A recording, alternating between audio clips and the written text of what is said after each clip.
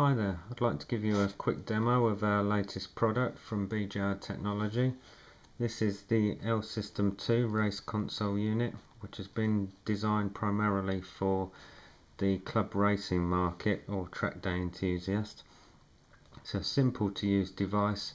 All the data is contained on the unit and it captures temperatures, RPM, gear indicator, basically everything you need to go racing.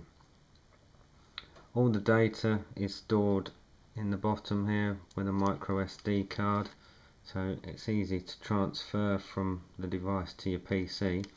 But the main beauty with this device is that all the data is actually stored and can be reviewed on the unit. Even the configuration of the unit is all done on here without having to do it PC side.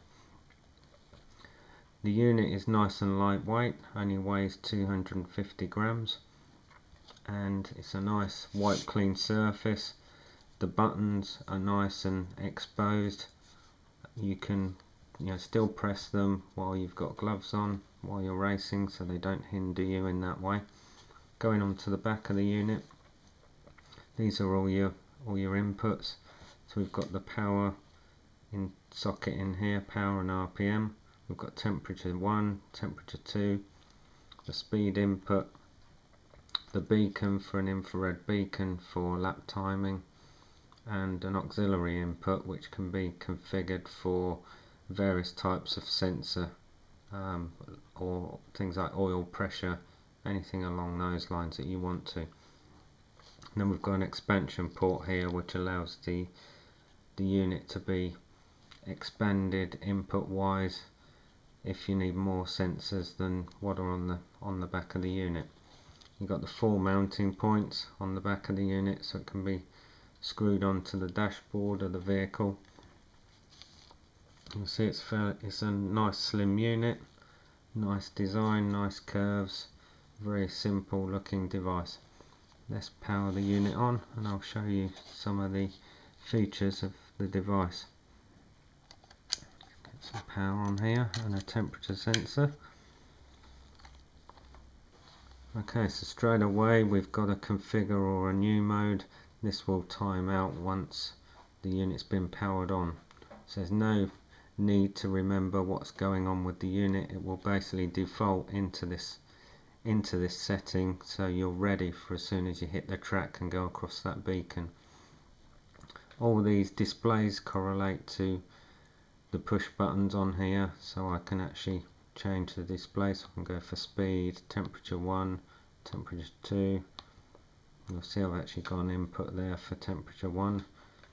I've actually got I can manually change this, so I can wind this down and get the temperature down. You'll see one of the alarm lights comes on once it's below 5 degrees, which is the way I've got it configured, and conversely I've got it so it will come on again if I get that temperature over 95 degrees. So if we wind that temperature up again and get over 95 degrees, the other light will come on. There we go.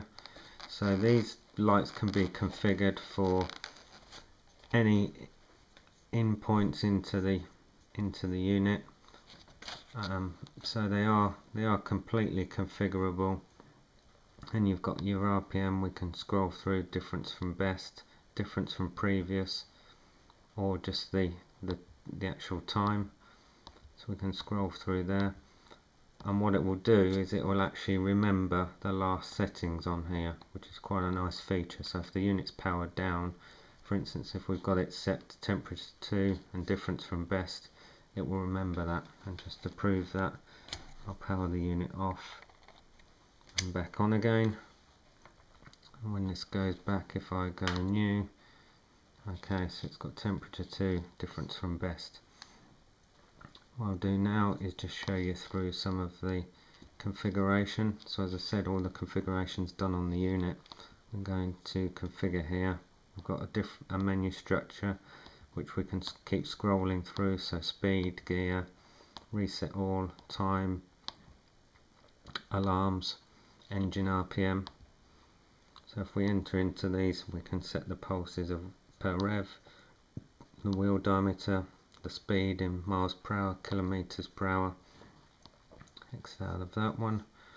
We can go to gear, so we can do the primary drive ratio if it's a bike, engine car, or a bike itself. We can do primary drive gear ratio. We can do the front teeth for the sprockets, rear teeth, number of gears, and we can change that up or down, and then we can start entering in the gear ratios just with the up or down buttons, and you can press and hold these and get it to scroll around quickly to get through the different gear ratios. Differential, display delay, so this is so you can actually change the time it updates from when you change gear. So with a H box, for instance, it's a lot slower to change gear than with a sequential box, so you can actually change that setting just to let the display update a little bit slower and give you a chance to change gear. Next one, we can go into reset all. Obviously resets everything in the unit. We've got an inbuilt time on here, so we can do beacon obscuring. This is so that it won't pick up any other beacons down the pit lane. We've got the type of unit that you're triggering the lap times from. So we've got a push button, an optical input, so that we're using a beacon normally, or you can have a push button on your steering wheel, or none, which is what you can use on a track day. Or we've got simulated mode, so this is where it will just show you what the unit does. We'll look at that more in a while. You set the clock here, minutes, hours, and the date and month. So basically everything can be time stamped on the unit. It's got an inbuilt power supply or capacitor so that it will remember or keep that data for a couple of months before you need to reset the unit. So between races there's nothing to worry about. You can power the unit off and it'll be there ready with the correct time when you come back to use it again. If we go back into here again, into the device type, and we're just going to have a look at the simulation mode just to show you what the unit does. Oh, let's change the time back. Okay, scroll around again. Okay, so we're in simulated mode there. Let's exit that, save the settings. Okay, and we're going to go new, and we'll just power the unit down and back again just to put it into simulated mode. You'll see here, if I go new, what it's doing now is just using some internal data just to start generating some times here, some lap times. And going through you'll see the gears updating every time the shift lights reach their upper limit, so to simulate that we're driving the car changing through gears. If I do the speed, you'll see the speed's ramping up. It's a bit granular because this is simulated mode, so it's ramping up very quickly. Again, we can scroll through down here, so we can go from the time, the RPM, the difference from best, difference from previous, and the time. So again, it will remember these settings when you power the unit off. And as you can see, it's very easy to change on the fly while you're driving.